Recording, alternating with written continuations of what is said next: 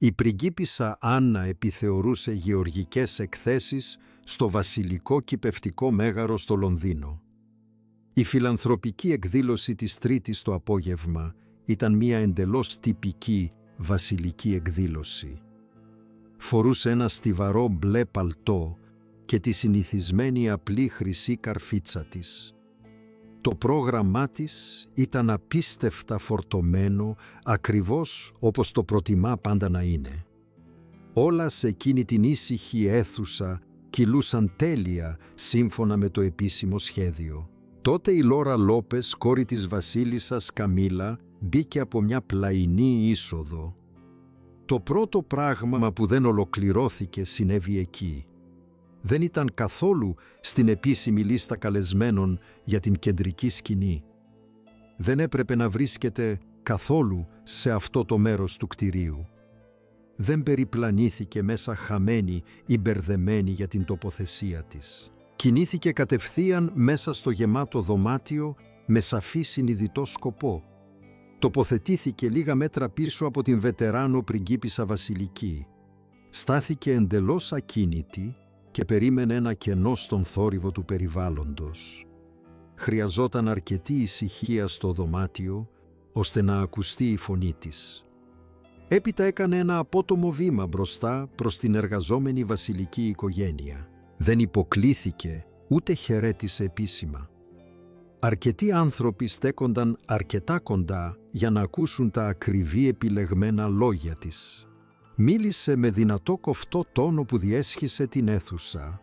Είπε στην πριγκίπισσα Άννα ότι οι αλλαγές στη χρηματοδότηση της περιουσίας ήταν προσωπική προσβολή.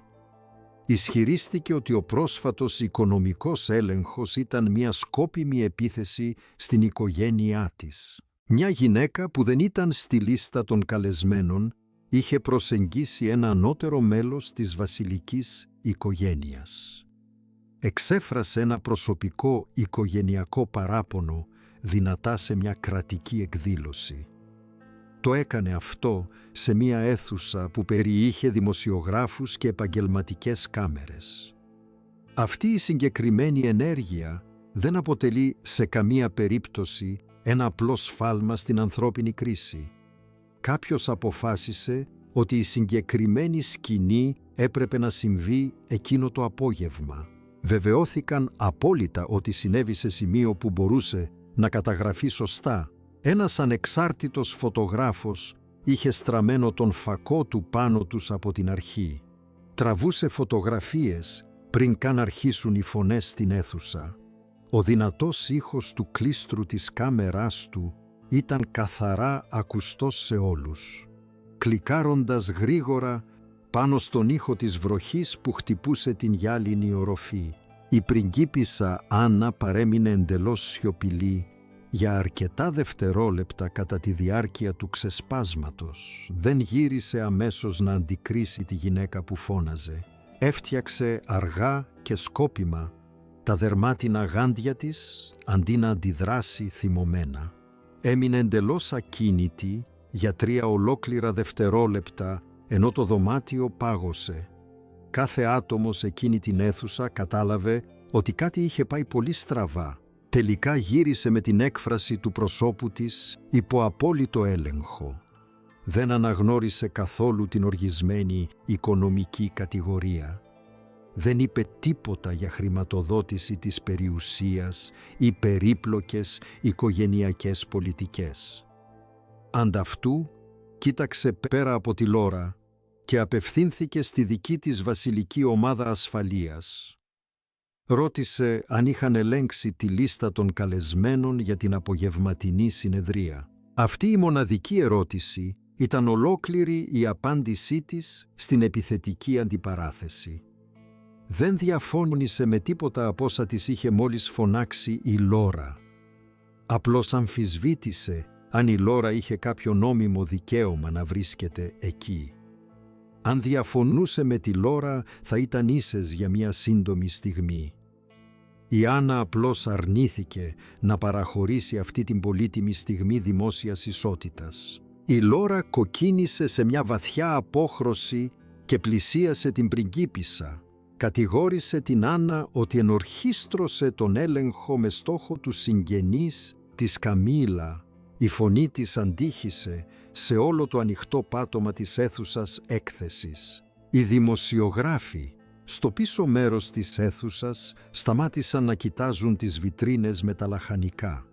Άρχισαν να ψάχνουν μανιωδώς για τα σημειωματάρια και τις ψηφιακές συσκευές εγγραφής ήχου τους. Η Άννα έγνεψε σιγανά στον υπεύθυνο προσωπικής προστασίας της να παρέμβει. Αυτός κινήθηκε ομαλά μέσα στο πλήθος και στάθηκε ακριβώς μπροστά στη Λόρα. Της ζήτησε κατηγορηματικά να μετακινηθεί αμέσως στον κύριο χώρο υποδοχής. Της είπε ότι η παρουσία της στην αίθουσα δεν ήταν πλέον κατάλληλη. Περπάτησε έξω προσπερνώντας τους έκπληκτους αξιωματούχους, τους δημοσιογράφους και τις παρουσιάσεις των παραγωγών. Όλη η αίθουσα την παρακολουθούσε να φεύγει από την αίθουσα σε απόλυτη έκπληκτη σιωπή. Όλη η αλληλεπίδραση διήρκεσε λιγότερο από 2 λεπτά από την αρχή μέχρι το τέλος. Ισοπαίδωσε εντελώς την προσεκτική ατμόσφαιρα που το προσωπικό της εκδήλωσης αφιέρωσε μήνες στη δημιουργία. Ερωτήματα άρχισαν να κυκλοφορούν πριν καν αδειάσει η αίθουσα της έκθεσης. Το προσωπικό επανεξέτασε τα ψηφιακά αρχεία πρόσβασης το ίδιο βράδυ. Βρήκαν μία πρόσκληση που είχε εκδοθεί από έναν τοπικό περιφερειακό διευθυντή. Αυτός ο άντρας τυχαίνει να είναι μακρινός γνωστός της οικογένειας της Καμήλα. Κάποιος τον έπεισε να προσθέσει το όνομα της Λόρα την τελευταία στιγμή. Ο περιφερειακός διευθυντής τέθηκε επίσημα σε διαθεσιμότητα μέχρι το βράδυ. Το παλάτι ξεκίνησε αμέσως πλήρη αναθεώρηση κάθε πρωτοκόλου περιφερειακής πρόσβασης. Στη συνέχεια το χρονοδιάγραμμα του απογεύματος έγινε πραγματικά παράξενο για τους ερευνητές. Κάποιος έπρεπε να εξηγήσει τις ακριβείς κινήσεις της βασίλισσας Καμήλα εκείνο το απόγευμα. Το επίσημο βασιλικό της πρόγραμμα την έθετε σε μία συνεδρίαση του Διοικητικού Συμβουλίου στην πόλη.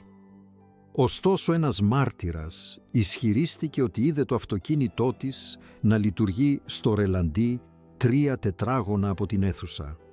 Τα αρχεία ασφαλείας επιβεβαίωσαν ότι το βασιλικό όχημα είχε πράγματι παρκαριστεί στην περιοχή. Έμεινε παρκαρισμένο σε έναν ήσυχο παράδρομο για ακριβώς 15 λεπτά.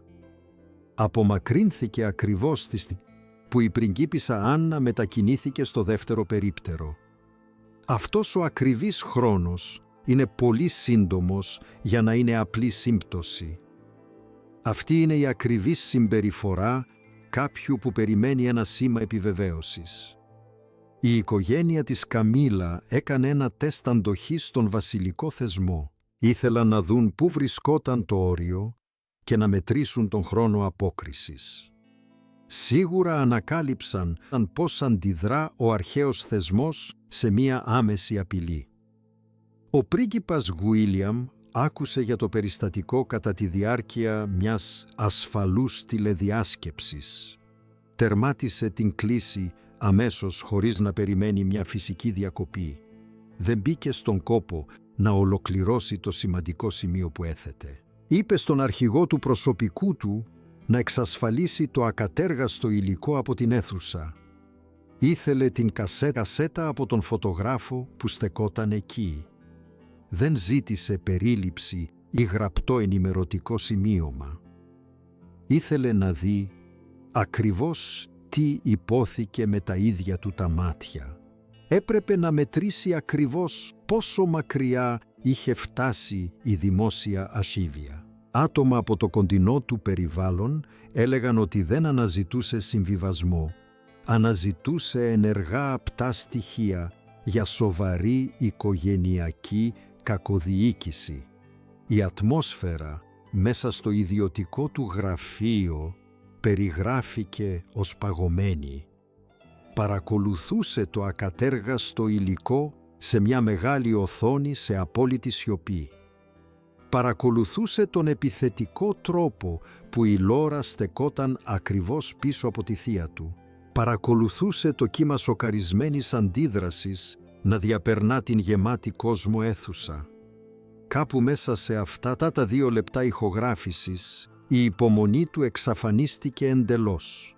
Άνοιξε την ασφαλή γραμμή του και κάλεσε απευθείας τον βασιλιά Κάρολο.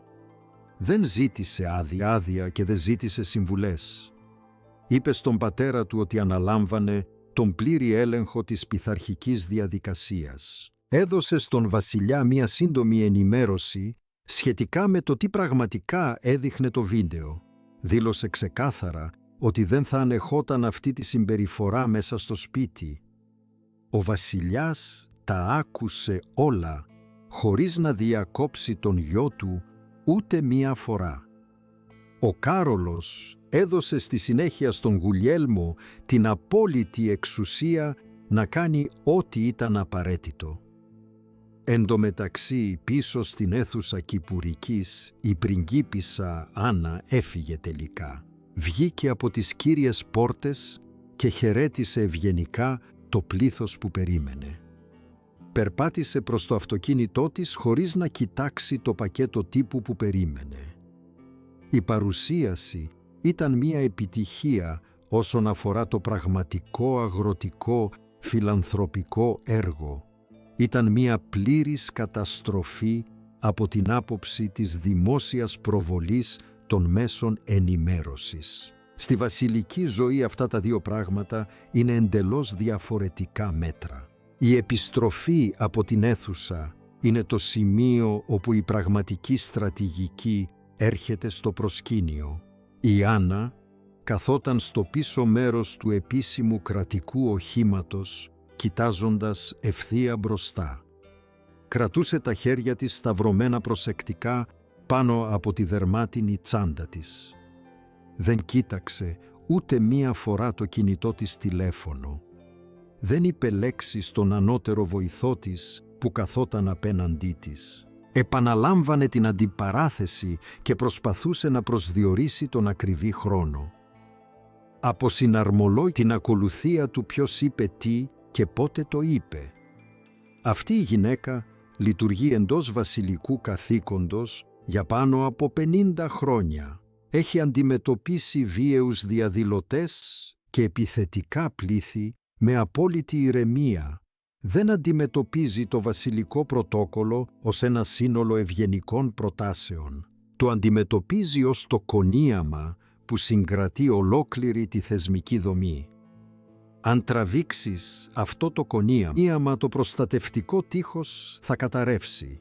Τελικά μίλησε περίπου 20 λεπτά μετά την έναρξη της μεγάλης ήσυχης διαδρομής. Ρώτησε για την κατάσταση του διευθυντή που έστειλε την πρόσκληση. Ήθελε να μάθει αν είχε ενημερωθεί επίσημα για την αποβολή του. Η φωνή της ήταν αξιοσημείωτα σταθερή και εντελώς απαλλαγμένη από κάθε συναίσθημα. Η βοηθός επιβεβαίωσε ότι ο άντρας είχε ήδη απομακρυνθεί από τη θέση του.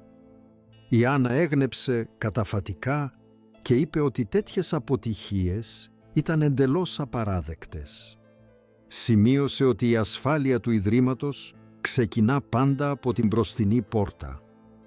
Αναφέρθηκε στο επεισόδιο μόνο ως σοβαρή παραβίαση της ευπρέπειας. Η Άννα άφησε σκόπιμα την επώδυνη αλληλεπίδραση να ακολουθήσει τη φυσική της ροή για να συλλέξει πληροφορίες. Παρακολουθούσε την αίθουσα, ενώ η αίθουσα παρακολουθούσε τον καυγά. Προσπαθούσε να καταλάβει ποιος από το πλήθος ήταν στην αντίπαλη πλευρά. Ο βοηθός της έδωσε την επίσημη λίστα των παρευρισκομένων στο ήσυχο αυτοκίνητο. Βρήκε τα ονόματα 3 τοπικών δημοσιογράφων που ήταν γνωστό ότι υποστήριζαν την Καμίλα και οι 3 στέκονταν στην άκρη του πλήθους κατά τη διάρκεια του καυγά. Παρακολουθούσαν με εμφανές ενδιαφέρον, αλλά δεν έδειχναν καμία έκπληξη. Τότε ήταν που η Άννα κατάλαβε ακριβώς τι είχε αντιμετωπίσει. Ήταν το κύριο εμπόδιο για να αποκτήσει η οικογένεια της Καμίλα περισσότερο διοικητικό έλεγχο. Είχε μπλοκάρει δυναμικά τις προσπάθειές τους να τροποποιήσουν τους κανόνες διαχείρισης της περιουσίας. Αυτή ήταν που επέμενε στον αυστηρό οικονομικό έλεγχο των κτημάτων. Στεκόταν ακριβώς ανάμεσα στις ιδιωτικές τους φιλοδοξίες και τα βασιλικά χρήματα. Αυτό εγείρει ένα τρομακτικό ερώτημα στο πίσω μέρος εκείνου του ήσυχου αυτοκινήτου του. Κάποιος είχε προειδοποιήσει την οικογένεια της Καμίλα για τον επερχόμενο οικονομικό έλεγχο. Η Άννα γνώριζε ότι οι λεπτομέρειες αυτού του ελέγχου ήταν αυστηρά απόρριτες. Μόνο 4 ανώτερα στελέχη ήταν παρόντα στην αίθουσα όταν δόθηκε η εντολή. Έτρεξε πίσω στο χρονοδιάγραμμα στο μυαλό της, λογικά και προσεκτικά. Κατέληξε σε ένα συμπέρασμα στο οποίο πρέπει να μισούσε να καταλήξει εκείνο το απόγευμα. Η διαρροή έπρεπε να προέλθει απευθείας από το ιδιωτικό γραφείο του βασιλιά. Έκανε αμέσως μια ασφαλή κλήση σε μια επαφή στις υπηρεσίες πληροφοριών. Ζήτησε να μην υπάρξει κάποιο ίχνος από τα email που έστελνε σχετικά με τον έλεγχο. Επέστρεψε στο παλάτι του Μπάκιγχαμ πολύ μετά τη δύση του ηλίου. Παρατήρησε ότι το φως ήταν ακόμα αναμένο στο ιδιωτικό γραφείο του πρίγκιπα Γουίλιαμ.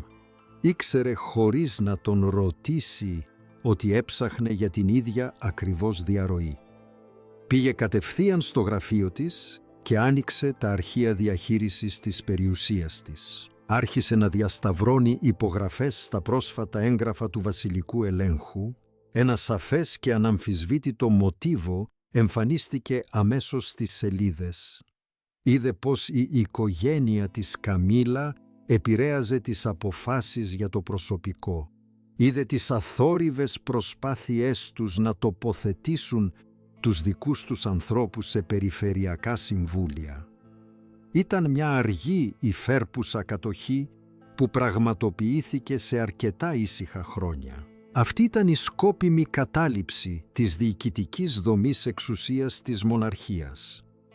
Η Άννα αποφάσισε ότι θα γινόταν αμέσως η κύρια εσωτερική ερευνήτρια. Θα συγκέντρωνε η ίδια τα συγκεκριμένα στοιχεία της οικονομικής δολιοφθοράς. Θα έδινε αυτά τα έγγραφα απευθείας στον βασιλιά Κάρολο. Θα τον ανάγκαζε να επιλέξει ανάμεσα στον γάμο του και την επιβίωση του στέματος. Η ταχύτητα με την οποία ο Γουίλιαμ έκανε τη συνέχεια υποδηλώνει ότι ήταν πολύ καλά προετοιμασμένος. Είχε γράψει τη στρατηγική του και απλώς περίμενε έναν βάσιμο λόγο. Ο Γουίλιαμ μπήκε στην κύρια αίθουσα ενημέρωσης ακριβώς στις 6:05. Δεν μπήκε στον κόπο να βγάλει το παλτό του όταν μπήκε μέσα. Άφησε το τηλέφωνο του μπρούμητα στο γυαλισμένο ξύλινο τραπέζι. 5 ανώτεροι βοηθοί κάθονταν μπροστά του κρατώντας τις καθημερινές αναφορές. Έδειξε την οθόνη και έπαιξε το υλικό από την κηπευτική εκπομπή. Το κλικ του κλίστρου της κάμερας αντίχησε έντονα στο ήσυχο δωμάτιο. Άφησε όλη την άβολη αλληλεπίδραση να εξελιχθεί σε απόλυτη σιωπή. Έσβησε τον προβολέα με ένα δυνατό οριστικό κλικ. Απέτησε να μάθει γιατί επιτράπηκε σε μια γυναίκα με απαγορευμένη είσοδο σε εκείνη την αίθουσα. Κοίταξε κατάματα τον διευθυντή εσωτερικής ασφάλειας του παλατιού. Ο Γουίλιαμ τον διέκοψε αμέσως πριν προλάβει να σχηματίσει μια ολοκληρωμένη πρόταση. Είπε ότι δεν ήθελε λεπτομερή διαδικαστική εξήγηση από κανέναν. Ήθελε το ακριβές όνομα του υπαλλήλου που παρέκαμψε το πρωτόκολλο. Δήλωσε ότι το άτομο αυτό θα απολυόταν πριν από την πρωινή ειδησεογραφία. Προφανώς δεν επρόκειτο πλέον για μια μεμονωμένη μικρή αποτυχία ασφαλείας. Ήταν μια σκληρή δοκιμασία της εσωτερικής δομής διοίκησης του παλατιού. Ο Γουίλιαμ είχε περάσει 2 μήνες απολύοντας αθόρυβα το προσωπικό που ήταν πιστό στην Καμίλα. Το περιστατικό στην αίθουσα του έδειξε ότι πολεμούσε σε 2 μέτωπα. Ένας βοηθός εξήγησε ότι η πρόσκληση προερχόταν από ένα μακρινό περιφερειακό παράρτημα. Ο Γουίλιαμ ρώτησε γιατί μια άμεση προειδοποίηση του παλατιού για τη Λόρα αγνοήθηκε κατάφορα. Ο βοηθός μετακινήθηκε στην καρέκλα του και ανέφερε την έντονη πίεση που ασκούνταν από ψηλά. Ο Γουίλιαμ άνοιξε έναν ασφαλή φάκελο που παρακολουθούσε ειδικά τις εσωτερικές επιρροές του νοικοκυριού. Βρήκε τον χαμένο κρίκο μέσα σε λίγα λεπτά. Η πίεση προήλθε από έναν μεσαίου επίπεδου διευθυντή μέσα στο βασιλικό οίκο. Αυτός ο διευθυντής ήταν παντρεμένος με μία προσωπική βοηθό στο ιδιωτικό γραφείο της Καμίλα. Ο Γουίλιαμ διέταξε την άμεση απομάκρυνση του διευθυντή από το βασιλικό κτίριο. Διέταξε την αναστολή της προσωπικής βοηθού εν αναμονή πλήρους οικονομικής έρευνας. Στη συνέχεια κήρυξε το σπίτι της Καμίλα ως εντελώς απαγορευμένη ζώνη του παλατιού. Κανείς δεν επιτρεπόταν να μετακινείται μεταξύ αυτών των γραφείων χωρίς την γραπτή του έγκριση. Μέσα σε 20 λεπτά, οι υπάλληλοι ασφαλείας οδήγησαν τον διευθυντή έξω από το κτίριο. Ο πρίγκιπας Γουίλιαμ δεν ήταν πλέον ο κληρονόμος που περίμενε ευγενικά στον διάδρομο. Ήταν ο υπεύθυνος διαχειριστής, καθαρίζοντας το σπίτι δωμάτιο-δωμάτιο. Κάθε άτομο που ήταν στη μισθοδοσία καταλάβαινε πλέον ποιος είχε την εξουσία. Στη συνέχεια η ομάδα του έφερε ένα ακόμη κρίσιμο στοιχείο οικονομικών πληροφοριών. Είχαν αναφορές για κλήσεις μεταξύ του τηλεφώνου της Καμίλα και μιας δικηγορικής εταιρείας της πόλης.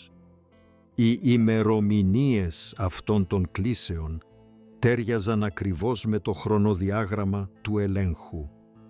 Ο Γουίλιαμ το ερμήνευσε αυτό ως γρήγορη προετοιμασία για μια μαζική νομική διαμάχη. Ήταν μια προσπάθεια να προστατευτούν περιουσιακά στοιχεία που ο έλεγχος είχε σχεδιαστεί για να ανακτήσει. Ρώτησε το νομικό του σύμβουλο αν μπορούσαν να παγώσουν αμέσως τους λογαριασμούς. Ο σύμβουλος είπε ότι τα περιουσιακά στοιχεία βρίσκονταν σε καταπιστεύματα εκτός του άμεσου ελέγχου του παλατιού. Ο Γουίλιαμ κοίταξε τον μεγάλο χάρτη των βασιλικών ακινήτων στον τοίχο. Έδειξε τα συγκεκριμένα κτήματα που βρίσκονταν υπό έντονο οικονομικό έλεγχο. Διέταξε να ελεγχθεί κάθε ένας από αυτούς τους τίτλους για δευτερεύοντα βάρη. Εκείνη τη στιγμή βρισκόταν σε κατάσταση απόλυτα ελεγχόμενης οργής.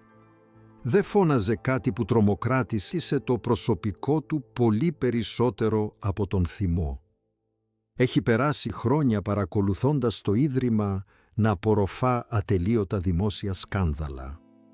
Παρακολουθούσε την αξιοπρέπεια του στέματος να υπονομεύεται από ιδιωτικές ατζέντες. Αποφάσισε αμέσως ότι αυτός ήταν που θα το σταματούσε. Ένας φωτογράφος με καθαρή οπτική επαφή δεν είναι ένα αφηρημένο πρόβλημα. Πυροδοτεί μια πολύ συγκεκριμένη και οδυνηρή ανάμνηση για τον μελλοντικό βασιλιά. Ο Γουίλιαμ ήταν 15 ετών όταν περπάτησε πίσω από το φέρετρο της μητέρας του. Παρέλασε φορώντας ένα σκούρο κοστούμι στους δρόμους του Λονδίνου το 1997. Έμαθε ακριβώς τι αξίζει ένας φακός που είναι στραμμένος σε μια βασιλική γυναίκα. Είπε στην ομάδα του ότι οι επόμενες 48 ώρες θα ήταν πλήρης περιορισμός. Δεν θα υπήρχαν απολύτως καμία διαρροή και καμία δημόσια αντιπαράθεση. Τηλεφώνησε ξανά στον βασιλιά και δήλωσε ότι προχωρούσε στην επόμενη φάση. Χρειαζόταν ο Κάρολος να υπογράψει ένα νέο διάταγμα σχετικά με την οικογένεια της Καμίλα. Το διάταγμα θα την απέκλειε οριστικά από όλες τις επίσημες υποθέσεις του παλατιού. Ο βασιλιάς, εξαντλημένος από τον ατελείωτο εσωτερικό πόλεμο, τελικά συμφώνησε. Ο Κάρολος είχε παρακολουθήσει το βίντεο και ένιωσε το έντονο τσίμπημα της ασέβειας. Ήταν επιτέλους έτοιμος να κάνει ένα βήμα πίσω και να αφήσει τον γιο του να ηγηθεί. Ο Γουλιέλμος έκλεισε το τηλέφωνο και έδωσε στην ομάδα του τις τελευταίες οδηγίες. Το διάταγμα θα συντασσόταν εκείνο το βράδυ και θα παραδιδόταν το πρωί. Ενώ συνέβαιναν όλα αυτά στο παλάτι, η Λόρα Λόπες καθόταν σε ένα εξοχικό σπίτι. Ήταν περιτριγυρισμένη από μισογεμάτα χαρτόκουτα στο κυρίως σαλόνι. Διάβαζε την ατελείωτη ροή σχολείων κάτω από τα ρεπορτάζ. Είχε μπει σε εκείνο το χολ θέλοντας να υπερασπιστεί την τιμή της μητέρας της. Έφυγε ως η αφορμή για μια θεσμική καταστροφή. Η δυσαρέσκεια πίσω από τις πράξεις της συσσωρευόταν εδώ και αρκετούς μήνες.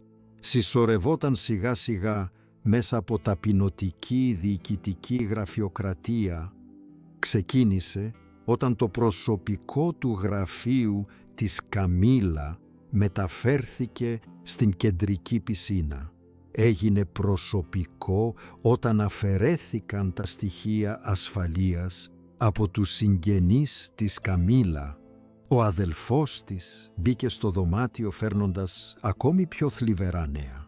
Οι προσωπικοί τραπεζικοί τους λογαριασμοί βρέθηκαν ξαφνικά υπό αυστηρό οικονομικό έλεγχο. Η τράπεζα έστειλε μία επιστολή απαιτώντας επαλήθευση για κάθε μεταφορά άνω των 5.000 λιρών. Ο βασιλικός έλεγχος είχε φτάσει μέχρι και στην ιδιωτική οικονομική τους ζωή. Τους είχε διαταχθεί να εκενώσουν τα γραφεία της Διαθήκης μέχρι το Σαββατοκύριακο. Η Λόρα κοίταξε τριγύρω τα κουτιά που ήταν στιβαγμένα στο δωμάτιο. Το πιο οδυνηρό ερώτημα που την κατέκλυζε ήταν για την Καμίλα. Η μητέρα της δεν είχε παρέμβει για να τους προστατεύσει από την οργή του Βίλιαμ. Η Λόρα περίμενε ότι η βασίλισσα θα τους επιβάλει κάποιο είδος οικογενειακού συμβιβασμού. Αντί αυτού η Καμίλα είχε σιωπήσει εντελώς και απόλυτα. Αποσύρθηκε στο ιδιωτικό της σπίτι και έγινε σκιά του εαυτού της. Ένας αγγελιοφόρος έφτασε ξαφνικά στην πόρτα του κτήματος με ένα βαρύ πακέτο. Ήταν μια επίσημη επιστολή συμβουλών από τον προσωπικό δικηγόρο της Καμίλα. Έδωσε αυστηρές οδηγίες σε όλη την οικογένεια να τηρήσει απόλυτη ολοκληρωτική σιωπή. Προειδοποιούσε ότι περαιτέρω δημόσιες ενέργειες θα οδηγούσαν σε πλήρη νομική αποχώρηση. Η Καμίλα προσπαθούσε ενεργά να κρατήσει την οικογένειά της μακριά από μία αίθουσα δικαστηρίου. Ο Γουίλιαμ είχε βρει απτά στοιχεία για σοβαρές συστημικές οικονομικές παρατυπίες. Δημιουργούσε μια τεράστια υπόθεση που θα μπορούσε εύκολα να φτάσει στις αρχές. Η Λόρα διάβασε τα σκληρά νομικά λόγια και ένιωσε το πραγματικό βάρος να έρχεται. Αντιμετώπισαν το βασιλικό οίκο ως έναν απεριόριστο ιδιωτικό οικονομικό πόρο. Κάποιος με ανώτατη εξουσία είχε επιτέλους αρχίσει να μετράει τα χαμένα κέρματα. Έπειτα ήρθε η τελευταία ψηφιακή ανακάλυψη που πραγματικά της ράγισε το ηθικό. Προσπάθησε να καλέσει μία επαφή στην ιδιωτική εταιρεία διαχείρισης καταπιστευμάτων τους.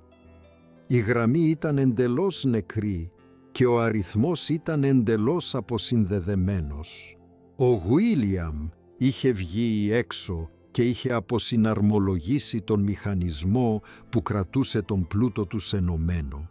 Το παλάτι είχε αποσύρει επίσημα κάθε ίχνος της προστασίας τους. Ήταν εντελώς μόνοι τους για πρώτη φορά μετά από δεκαετίες. Είχαν ζήσει την ενήλικη ζωή τους κάτω από μια τεράστια βασιλική ασπίδα. Χωρίς την ασπίδα ήταν απλώς συνηθισμένοι εξαιρετικά ευάλωτοι άνθρωποι.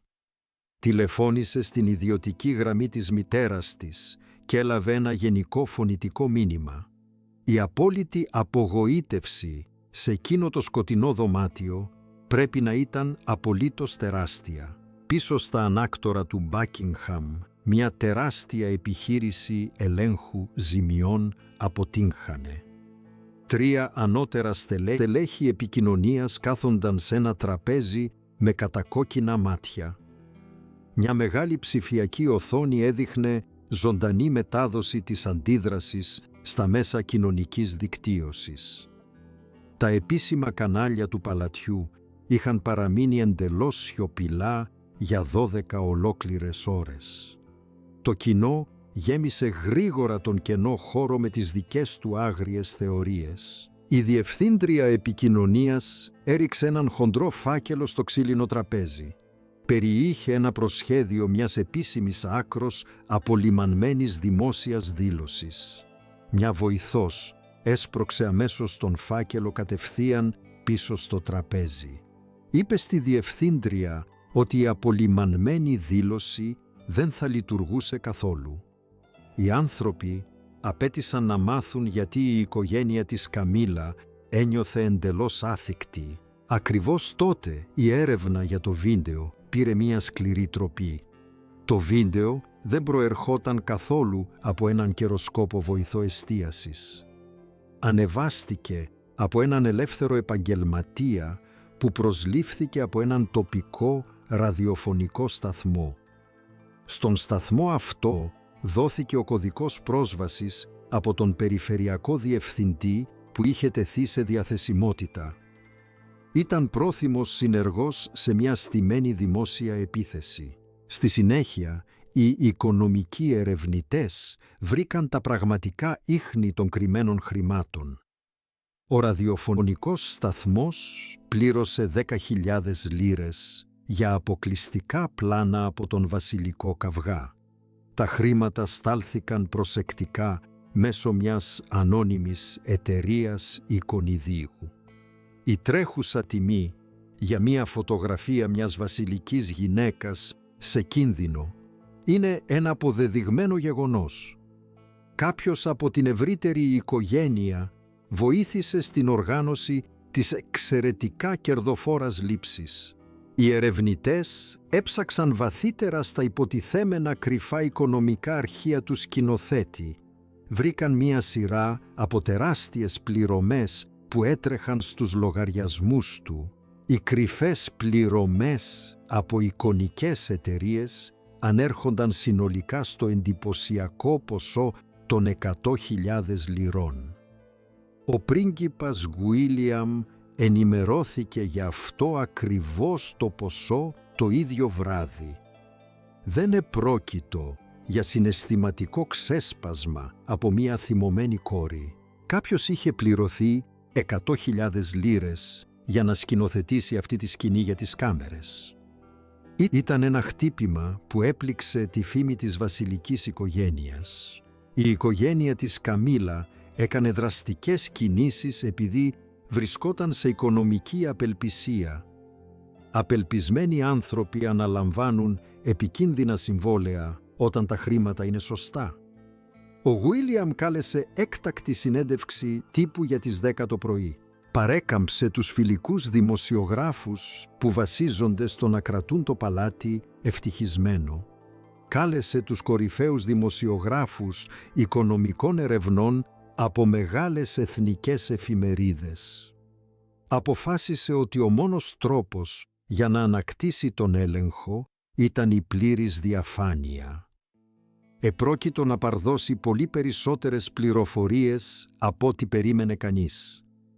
Η ατμόσφαιρα σε εκείνη την αίθουσα ενημέρωσης τύπου ήταν απολύτως ηλεκτρισμένη. Ο Γουίλιαμ ανέβηκε στη σκηνή χωρίς τηλεπροβολέα και μίλησε με αραιές νότες. Έδειξε την άμεση σύνδεση μεταξύ του σκηνοθέτη και των τεράστιων πληρωμών. Πρόβαλε τον οικονομικό δεσμό που διατρέχει τις ανώνυμες εικονικές εταιρείες. Δήλωσε ότι το Ίδρυμα δεχόταν επίθεση από μια συντονισμένη οικονομική προσπάθεια.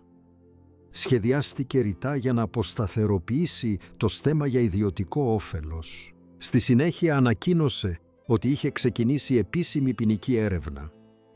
Αποχώρησε από τη σκηνή χωρίς να απαντήσει σε καμία ερώτηση από το Βήμα. Όλο το ρεπορτάζ των μέσων ενημέρωσης ανατράπηκε εντελώς μέσα σε μία μόνο ώρα.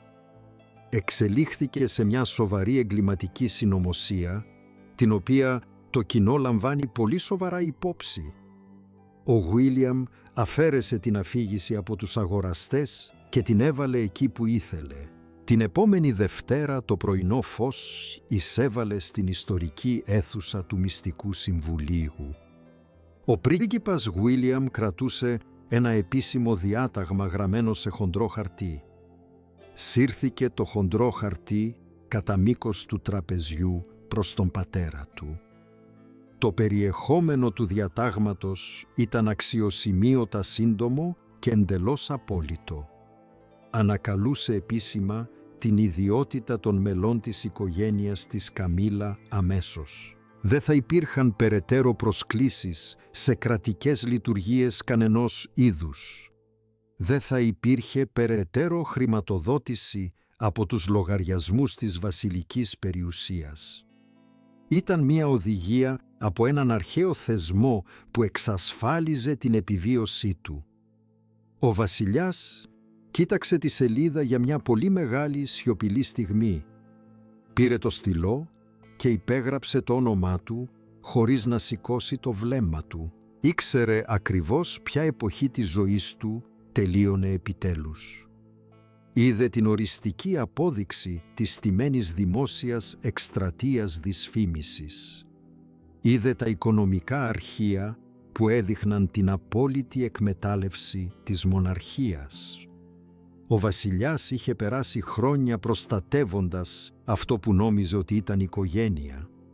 Μόλις του είχαν δείξει τα έγγραφα που αποδείκνυαν ότι αποτελούσαν σοβαρή απειλή, ένας βασιλικός αγγελιοφόρος στάλθηκε αμέσως στο εξοχικό κτήμα της Καμίλα.